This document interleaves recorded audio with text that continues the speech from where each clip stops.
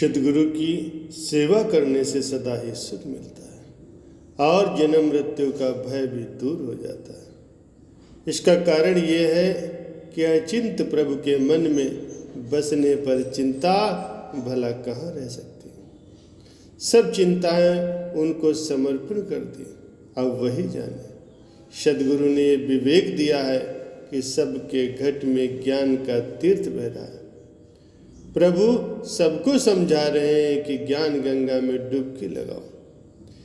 ज्ञान में स्नान करने से मन की मैल यानी कलुष विचार शुद्ध सात्विक वृत्ति में बदल जाते हैं। सत असत का विवेक होने पर सत को ग्रहण करने से अंतर में अमृत के तीर्थ का स्नान हो जाता है, अर्थात अमृत रस पान होता है। सत का ज्ञान पाए हुए महापुरुषों से सत की प्राप्ति की अभिलाषा रखने वाले जिज्ञासु का मिलाप हो जाता है। अपने अंतर में ही उस ज्योति स्वरूप परमात्मा का परिचय होने पर भक्ति अभिलाषी जीव भी उस ज्योति स्वरूप के समान बन जाता है। भक्ति पथ पर चलने वाला अपने उद्देश्य को पूरा कर लेता है, लेकिन पाखंड रूप काल जीवों को भरमाता है। जो उसके बस में आ गया वो मानव जन्म के लक्ष्य को फिर नहीं पा सकता, वो अपना जीवन बर्बाद कर लेता है। महापुरुष फरमाते हैं कि जिन्होंने मालिक के सच्चे नाम से लिव लगा ली है वो इस संसार सागर से पार हो जाएंगे, क्योंकि उन्होंने भगवान के चरणों में अपनी सूरत के तार को जोड़ लिया है। प्रभु के प्यारे भक्तों और प्रेमियों ने भगवान के चरणों में लिव लगाई। उन्होंने संसार में रह करके ऐसा आदर्श स्थापित किया जिससे उनके जीवन से प्रेरणा लेकर के कई जिज्ञासु ऐसा जीवन बना लेते। ऐसे ही एक राम भक्त थे राजा सूरत, जो कुंडलपुर के शासक थे। वे स्वयं तो भक्ति भाव से ओतप्रोत थे ही, उनकी प्रजा भी उसी अनुरूप थी। राजा ने ये घोषित कर रखा था कि सब साधन कर फल इह भाई, भजिए राम सब काम भी है। वे अपने प्रजाजनों मंत्रियों और जो कोई भी उनसे मिलने आता था उससे यही पूछते थे कि भाई धर्म के विरुद्ध कोई आचरण तो तुम नहीं करते। अपने वर्ण आश्रम में रह करके भगवान का स्मरण करते हो।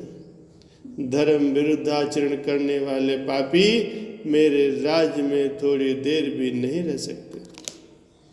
ऐसा धर्म आचरण तो मानो सभी लोग निष्पाप और भगवत भक्ति में ही लीन रहते थे।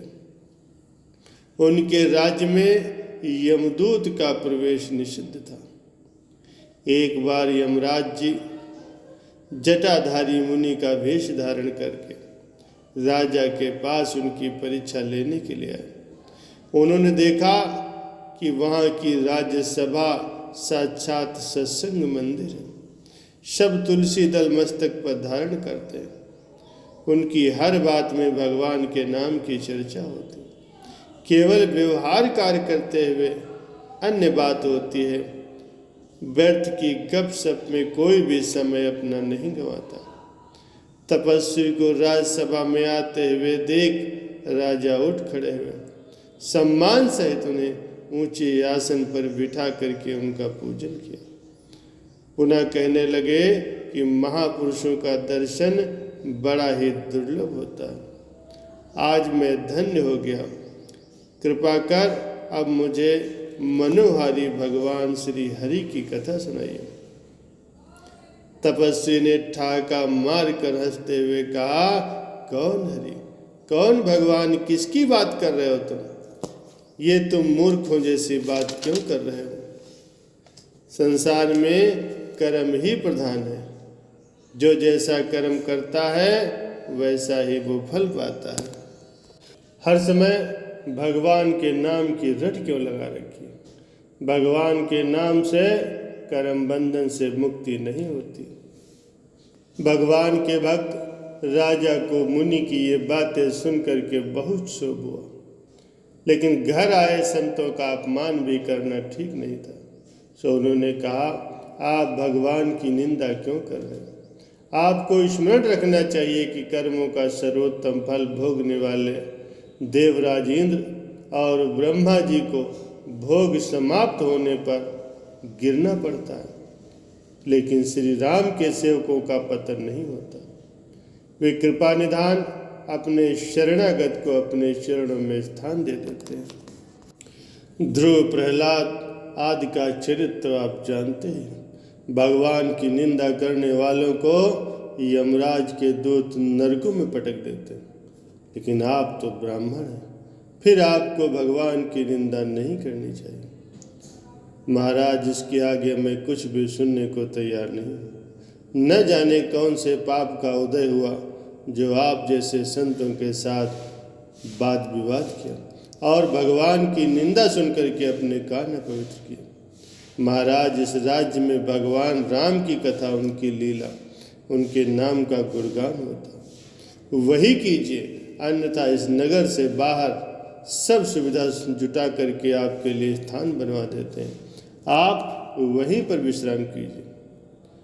राजा की भक्ति पर प्रसन्न होकर यमराज अपने असली रूप में प्रकट हो गए और राजा को वरदान मांगने के लिए कहा। राजा सुरथ उनके चरणों में गिर करके क्षमा याचना करने लगे। यमराज के कहने पर उन्होंने वरदान मांगा कि जब तक भगवान राम अवतार लेकर के यहाँ न पधारे तब तक मेरी मृत्यु न हो। यमराज तथास्तु कह करके अंतर्ध्यान हो गए। राजा सुरथ ने इतनी लिव लगाई कि आंतरिक प्रभु दर्शन से बढ़कर साकार प्रभु का दर्शन पाया। इसके पश्चात वे आराध्य देव की प्रतीक्षा में नाम सिमरन में लीन रहे। रामावतार में उन्हें अश्वमेघ यज्ञ के समय भगवान के दर्शन हुए। महापुरुष फरमाते हैं कि जो परमात्मा के रंग में रंगे रहते हैं उन पर बलिहार जाए, उनको तन मन धन यानी कि सर्वस्व समर्पण कर उनको प्रणाम करें, ताकि उनके मिलाप से मन को एक प्रकार का दिव्य अनुभव होता है। तृष्णादि विकार सभी नष्ट हो जाते हैं। जिन्होंने नाम के रंग में अपने जीवन को रंग लिया है वह सदैव आत्मानंद में लीन रहते हैं। महापुरुष फरमाते हैं कि आप लोग बहुत ही भाग्यवान हैं। आपको संत सद्गुरु की चरण शरण प्राप्त हुई है, उनका सत्संग मिल रहा है। भगवान ने आप पर असीम कृपा की है। अब आप भी सच्चे नाम में सच्चे दिल से ली लगाओ। जिन्हें भगवान दर्शन देते हैं वे भी इसी संसार में रह रहे हैं। आप अपनी श्रद्धा और विश्वास को बढ़ाओ। नित्य प्रति नियम पूर्वक नाम सिमरन में अपने दिल को लगाओ।